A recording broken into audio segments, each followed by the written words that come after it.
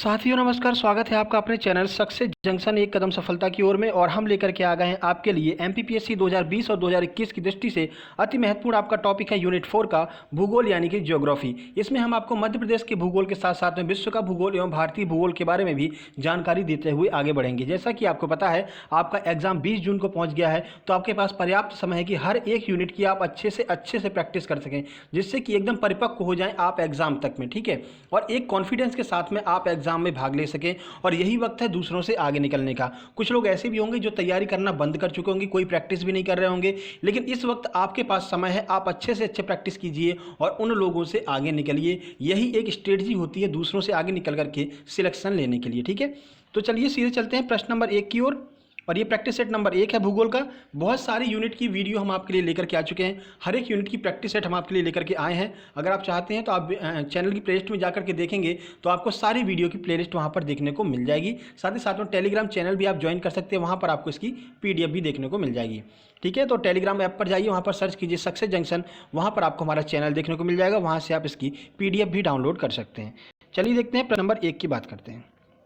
देखिए प्रश्न नंबर 1 है, ब्रह्मांड के वैज्ञानिक अध्ययन को क्या कहा जाता है? ऑप्शन ए है ऑटोनॉमी, ऑप्शन बी है कॉस्मोलॉजी, ऑप्शन सी है जियोलॉजी या फिर ऑप्शन नंबर डी है पॉलीगेमी। आपको क्या करना, आप एक कॉपी और पेन ले लीजिए, 1 से 10 तक नंबर डाल लीजिए, अपना आंसर लिखते चलिए और आंसर को मैच करते चलिए। अगर आपका आंसर सही होता है तो 1 नंबर दीजिए, अगर आपका आंसर गलत होता है 0 नंबर दीजिए, और लास्ट में आप कमेंट करके बताएंगे कि आपके कितने नंबर आए हैं। ठीक है, चलिए आंसर देखते हैं। इसका सही आंसर बी यानी कि ब्रह्मांड के अध्ययन को कॉस्मोलॉजी कहा जाता है। आइए इस प्रश्न के बारे में आपको कुछ अतिरिक्त जानकारी देते हैं जो आपकी परीक्षा की दृष्टि से अति महत्वपूर्ण साबित होगी। तो देखिए, ब्रह्मांड के वैज्ञानिक अध्ययन को कॉस्मोलॉजी अर्थात ब्रह्मांड विज्ञान कहते हैं। इस शब्द का प्रयोग सर्वप्रथम 1730 में जर्मन दार्शनिक क्रिश्चियन वोल्फ ने किया था। तो अब आपको क्या करना है, जो नई चीजें आपको मिल रही हैं उसी प्रश्न के सामने टिक मार्क करके लिख लीजिए कि 1730 में जर्मन दार्शनिक क्रिश्चियन वोल्फ ने इस शब्द का जो है निर्माण किया था। ठीक है, चलिए प्रश्न नंबर 2 की ओर चलते हैं। प्रश्न नंबर 2, अरावली पर्वत श्रृंखला मध्य प्रदेश के किस क्षेत्र में फैली हुई है? ऑप्शन ए है बघेलखंड का पठार, ऑप्शन बी है नर्मदा सोन घाटी, ऑप्शन सी है मालवा का पठार या फिर ऑप्शन नंबर डी है बुंदेलखंड का पठार। तो बताइए अरावली पर्वत श्रृंखला मध्य प्रदेश के किस क्षेत्र में फैली हुई है? MP के भूगोल का यह प्रश्न है, आइए देख लेते हैं। सही आंसर सी यानी कि मालवा के पठार के क्षेत्र में अरावली पर्वत श्रृंखला फैली हुई है। चलिए कुछ जानकारी देते हैं। तो देखिए, पृथ्वी की सबसे पुरानी पर्वत श्रृंखला माने जाने वाली अरावली पर्वत श्रृंखला मध्य प्रदेश के मालवा पठार के उत्तर पश्चिमी क्षेत्रों में फैली हुई है। यानी कुल मिलाकर के मालवा के पठार में अरावली पर्वत श्रृंखला फैली हुई है। इस श्रृंखला की सबसे ऊंची चोटी आपको याद रखना है, तो गुरु शिखर जो है वो अरावली पर्वत श्रृंखला की सबसे ऊंची चोटी है, याद रखिएगा। ठीक है, पूछा जा सकता है एग्जाम में, कई बार पटवारी के एग्जाम में ये पूछा गया है कि अरावली पर्वत श्रृंखला की सबसे ऊंची चोटी कौन सी है, तो गुरु शिखर जो है वो सबसे ऊंची चोटी है। चलिए आगे बढ़ते हैं, प्रश्न नंबर 3 की ओर चलते हैं। तो देखिए बहुत महत्वपूर्ण यह प्रश्न है, UPSC का प्रश्न है ये। हिग्स बोसोन शब्द किन 2 वैज्ञानिकों के नाम से मिलकर के बना हुआ है? ऑप्शन ए हरगोविंद खुराना और सत्येंद्र नाथ बोस, ऑप्शन बी है हरगोविंद खुराना और पीटर हिग्स, ऑप्शन सी है पीटर हिग्स और सत्येंद्र नाथ बोस या फिर ऑप्शन नंबर डी है जॉली हिग्स और सत्येंद्र नाथ बोस। तो बताइए किन 2 वैज्ञानिकों के नाम को मिला करके हिग्स बोसोन शब्द बनाया गया है? चलिए उम्मीद करते हैं आपने आंसर लगा लिया होगा।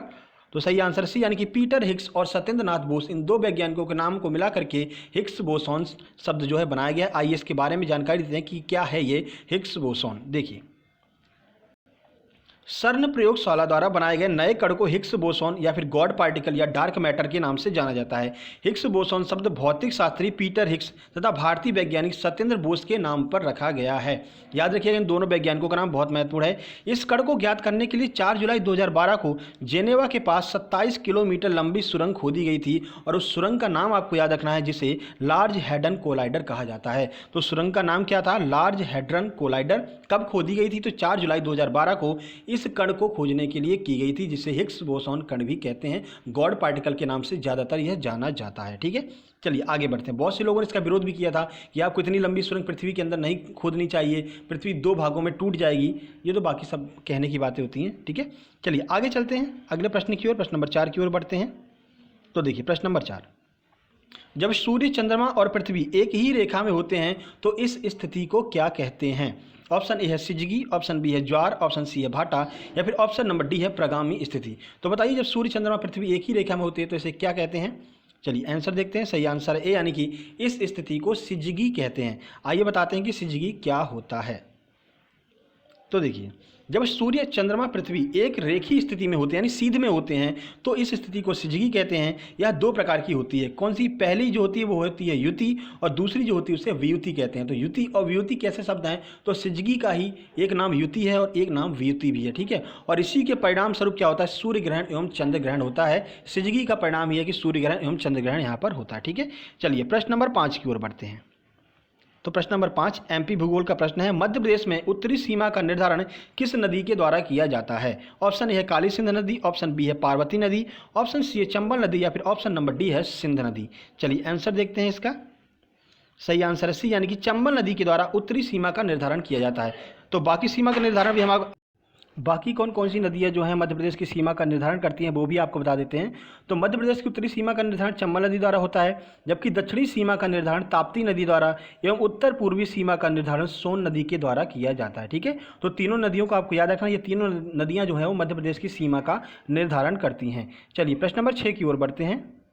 तो देखिए प्रश्न नंबर 6, जब सूर्य तथा पृथ्वी के मध्य में चंद्रमा आ जाता है तो कौन सा ग्रहण लगता है? ऑप्शन ए है चंद्र ग्रहण, ऑप्शन बी है सूर्य ग्रहण, ऑप्शन सी है राहु ग्रहण या फिर ऑप्शन नंबर डी है इनमें से कोई नहीं। तो आज आपको एकदम क्लियर कर देंगे कि जब सूर्य और पृथ्वी के बीच में चंद्रमा आ जाएगा तो कौन सा ग्रहण लगेगा। चलिए आपने आंसर लगा लिया होगा, सही आंसर बी यानी कि सूर्य ग्रहण लगता है। अभी कैसे हमको पता चलेगा कि सूर्य ग्रहण ही है, आइए आपको बताते हैं। तो देखिए जब सूर्य पृथ्वी के मध्य में चंद्रमा आ जाता है तो सूर्य से आने वाली जो रोशनी होती है वो चंद्रमा की वजह से रुक जाती है और पूर्णतः पृथ्वी तक नहीं आ पाती है। अब जरा इमेजिन कीजिए जैसे कि सूर्य है और पृथ्वी है, बीच में चंद्रमा आ गया। अभी तक सूर्य की किरणें सीधे पृथ्वी पर आ रही थी तो सूर्य दिखाई दे रहा था। अब जब चंद्रमा आ गया तो सूर्य की किरणें जो है वो चंद्रमा से टकरा करके वापस लौट जाएंगी, तो फिर क्या सूर्य हमको नहीं दिखाई देगा। और इस वजह से इस स्थिति को क्या कहते हैं? सूर्य ग्रहण कहते हैं। जब हमें सूर्य नहीं दिखाई दे रहा तो सूर्य ग्रहण कहते हैं, ठीक है। इस स्थिति को सूर्य ग्रहण कहते हैं। इसमें सूर्य के चारों ओर एक वलय की स्थिति उत्पन्न हो जाती है जिसे कोरोना या फिर किरीट कहते हैं। अब देखिए चंद्रमा इतना बड़ा तो है नहीं कि पूरा सूर्य ढक लेगा, लेकिन इससे क्या होता है कि जब चंद्रमा सूर्य के सामने आता है तो सूर्य के चारों तरफ हमको ऐसा लगता है जैसे एक रिंग की स्थिति बन गई, यानी कि एक अंगूठी की तरह स्थिति बन गई है। और इसी रिंग या इसी अंगूठी को हम क्या कहते हैं? कोरोना या फिर किरीट कहते हैं, ठीक है। चलिए प्रश्न नंबर 7 की ओर चलते हैं। उम्मीद करते हैं सारी चीज़ें आपको समझ में आ रही होंगी। अगर चीज़ें समझ में आ रही हो तो वीडियो को लाइक जरूर कर दीजिएगा। प्रश्न नंबर 7 है, जब सूर्य की किरणें विषुवत रेखा पर लंबवत पड़ती हैं तो इस स्थिति को क्या कहा जाता है? ऑप्शन ए है अस्वच्छांश, ऑप्शन बी है विषुव, ऑप्शन सी है लक्सड्रोम या फिर ऑप्शन डी है यूनिवर्सल टाइम। चलिए आंसर देखते हैं। सही आंसर है बी यानी कि विषुव कहते हैं जब सूर्य की किरणें लंबवत विषुवत रेखा पर पड़ती हैं। आइए देखते हैं। तो देखिए विषुव पृथ्वी पर वह स्थिति होती है जब सूर्य किरणें विषुवत रेखा पर लंबवत पड़ती हैं और सर्वत्र जो है दिन एवं रात बराबर हो जाते हैं। अब क्या है, विषुव की स्थिति में क्या होता है तो दिन और रात पूरी पृथ्वी पर बराबर होते हैं। ऐसी स्थिति कब उत्पन्न होती है? तो देखिए 23 सितंबर और 21 मार्च को संपूर्ण पृथ्वी पर दिन और रात जो है वो बराबर होते हैं। तो दोनों डेट याद रखिएगा, 23 सितंबर और 21 मार्च। अब इसको कहते क्या हैं? तो इसे क्रमशः शरद विषुव, यानी कि जो 23 सितंबर होता है उसे शरद विषुव कहते हैं और जो 21 मार्च होता है उसे बसंत विषुव कहते हैं, ठीक है। चलिए आगे बढ़ते हैं, प्रश्न नंबर 8 की ओर चलते हैं। प्रश्न नंबर 8, निम्न में से किस प्रकार का निर्माण ज्वालामुखी उद्गार से निकले हुए लावे से हुआ है? माने इनमें से कौन सा ऐसा स्थान है जिसका निर्माण ज्वालामुखी से निकले हुए लावे से हुआ है, ठीक है। तो देखिए किस पठार का निर्माण हुआ है ज्वालामुखी के लावे से, आइए देखते हैं। इसका तो आंसर ही दिख गया, चलिए कोई बात नहीं। ऑप्शन ए है मालवा का पठार, ऑप्शन बी है बुंदेलखंड का पठार, ऑप्शन सी है बघेलखंड का पठार या फिर ऑप्शन नंबर डी है रीवा पन्ना का पठार। सही आंसर है ए यानी कि मालवा के पठार का जो निर्माण है वो लावा से हुआ, जो ज्वालामुखी से लावा उद्गार हुआ था उससे जो है मालवा के पठार का निर्माण हुआ है, ठीक है। आइए कुछ जानकारी आपको देते हैं। तो देखिए मालवा के पठार का निर्माण ज्वालामुखी उद्गार से निकले लावे से हुआ है। इस पठार में दक्कन ट्रैप सेलें पाई जाती हैं, ठीक है। कैसी सेलें पाई जाती हैं? तो दक्कन ट्रैप की सेलें पाई जाती हैं। यहाँ पर काली मिट्टी पाई जाती है जो कि कपास, गन्ना एवं मूंगफली के लिए अति उपयोगी होती है। काली मिट्टी बहुत ज़्यादा उपयोगी होती है कपास की फसल के लिए, गन्ना के लिए और मूंगफली के लिए, ठीक है। काली मिट्टी की जल धारण क्षमता सर्वाधिक होती है। यह प्रश्न कई बार पुलिस के एग्जाम में पूछा गया है कि किस मिट्टी की जल धारण क्षमता सर्वाधिक होती है? तो काली मिट्टी की जल धारण क्षमता सर्वाधिक होती है, ठीक है। चलिए आगे बढ़ते हैं। इसे छिछली मिट्टी भी कहा जाता है, याद रखना है, ठीक है। प्रश्न नंबर 9, इनमें से किस ज्वालामुखी को भूमध्य सागर का प्रकाश स्तंभ भी कहते हैं? बहुत फेमस यह प्रश्न है, लगभग यूपीएससी ने भी कई बार पूछा, पीसीएस में भी आया है, एमपीपीएससी में पूछे जाने की संभावना है। तो ऑप्शन ए है माउंट एटना, ऑप्शन बी है किलिमंजारो, ऑप्शन सी स्ट्राम्बोली, या फिर ऑप्शन नंबर डी है कोह सुल्तान। चलिए आंसर देखते हैं। सही आंसर है सी, यानी कि स्ट्राम्बोली जो है उस ज्वालामुखी को भूमध्य सागर का प्रकाश स्तंभ कहते हैं। देखिए कुछ जानकारी इस प्रश्न के बारे में। तो स्ट्राम्बोली ज्वालामुखी को भूमध्य सागर का प्रकाश स्तंभ भी कहते हैं। यह इटली के लिपारी द्वीप समूह में स्थित है। कहाँ पर है? तो इटली के लिपारी द्वीप समूह में स्थित है। इसमें से प्रज्वलित गैसें निकला करती हैं, जिससे यह दूर से ही प्रकाश स्तंभ की भांति दिखाई देता है। प्रज्वलित गैसों का मतलब क्या है कि जलती हुई इसमें से गैसें निकलती हैं। इससे क्या होता है कि ये दूर से प्रकाश स्तंभ की तरह दिखाई देता है, जैसे कहीं पर प्रकाश स्तंभ समुद्र के बीच में लगाया गया हो। ठीक है, तो ये होता है स्ट्राम्बोली ज्वालामुखी। चलिए आगे बढ़ते हैं, प्रश्न नंबर 10 की ओर चलते हैं। नंबर लिखते चलिएगा, आपको लास्ट में कमेंट करना है कि आपके कितने नंबर आए 10 में से। प्रश्न नंबर 10, पन्ना की प्रसिद्ध हीरे की खदान निम्नलिखित में से किस सीरीज के अंतर्गत आती है? पन्ना की प्रसिद्ध हीरे की खदान की बात यहाँ पर की जा रही है। ऑप्शन की ओर चलते हैं। ऑप्शन ए है बिजावर सीरीज, ऑप्शन बी है ग्वालियर सीरीज, ऑप्शन सी है सौंसर सीरीज, या फिर ऑप्शन नंबर डी है सकौली की सीरीज। तो बताइए कि पन्ना की जो हीरे की खदानें हैं वो किस सीरीज के अंतर्गत आती हैं। चलिए आंसर देख लेते हैं।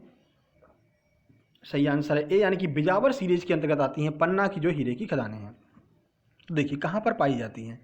देखिए निचले कुटप्पा शैल समूह की ऊपरी तहें जो होती हैं वो बिजावर सीरीज के नाम से पुकारी जाती हैं। इस समूह की चट्टानें बिजावर, पन्ना तथा ग्वालियर के निकट मिलती हैं। इनमें हुए ज्वालामुखी विभेदों से हीरे मिलते हैं। इसी के अंतर्गत पन्ना की प्रसिद्ध हीरे की खानें भी आती हैं। ठीक है, तो कहाँ पर मुख्यतः पाई जाती है? तो बिजावर, पन्ना तथा ग्वालियर के निकट ये चट्टानें पाई जाती हैं। इनमें जब ज्वालामुखी विभेद हुए थे तो उनमें से जो है हीरे पाए जाते हैं। और ये मतलब कि भारत में एकमात्र हीरे की खदानें जो हैं वो मध्य प्रदेश के पन्ना में ही पाई जाती हैं। अब अभी कुछ दिन पहले पता चला है कि पन्ना से भी ज़्यादा जो है हीरा दमोह में मिलने वाला है। ठीक है, वो बात की बात है, देखा जाएगा मिलता है या नहीं मिलता है। चलिए, तो ये वीडियो आपको कैसी लगी? वीडियो पसंद आई हो तो वीडियो को लाइक कीजिए, दोस्तों के पास शेयर कीजिए, चैनल को सब्सक्राइब करके नोटिफिकेशन बेल दबा लीजिए, क्योंकि हम आपके लिए हर एक यूनिट से संबंधित प्रैक्टिस सेट लेकर के आने वाले हैं आपके एग्जाम तक। साथ ही साथ आपको बता दें यूनिट 8 जो आपका होता है करंट अफेयर, उसकी वीडियो हम सुबह 7:30 बजे लेकर के आते हैं, जिसमें हर एक प्रश्न को हम डीपली क्लियर करते हुए चलते हैं। तो वो वीडियो देखना आपके लिए बहुत ज़्यादा जरूरी है। वहाँ से आपका यूनिट 8 जो है वो क्लियर होता चलेगा और आपको एग्जाम तक जो यूनिट 8 है उसको लेकर के कोई टेंशन नहीं रहेगी। आपका यूनिट 8 जो है वो हमेशा के लिए क्लियर हो चुका होगा। तो आज सुबह भी हमने वीडियो अपलोड की है, जाकर के जरूर देख लीजिएगा। इससे जस्ट पहले वाली video current affair 360 degree current affair के नाम से आपको देखने को मिल जाएगी। ठीक है, तो जल्दी मिलते एक नई वीडियो में। आज शाम को हम आपके लिए प्रतियोगिता दर्पण का जो है इतिहास वाला पार्ट जो है सार संग्रह का वो लेकर के आने वाले हैं। हर एक प्रश्न के बारे में आपको जानकारी देंगे। महत्वपूर्ण होता है, आप किसी भी एग्जाम की तैयारी कर रहे हैं, प्रतियोगिता दर्पण सार संग्रह आपके लिए अति आवश्यक होता है। तो जरूर देखिएगा। नमस्कार।